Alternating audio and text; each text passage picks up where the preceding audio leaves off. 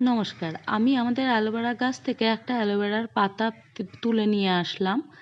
আর এটা দিয়েই আমি একটা সিরাম মতো বানিয়ে নিব।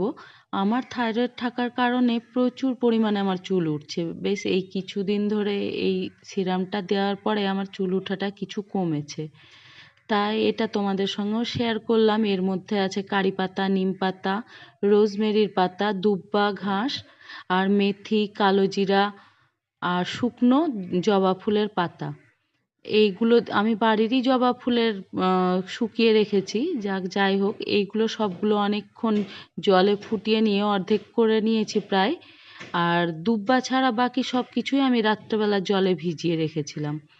এটা দেওয়ার পর থেকে আমার চুলটা বেশ অনেক ঝরা কম হয়েছে, তাই সবার সঙ্গে শেয়ার করলাম।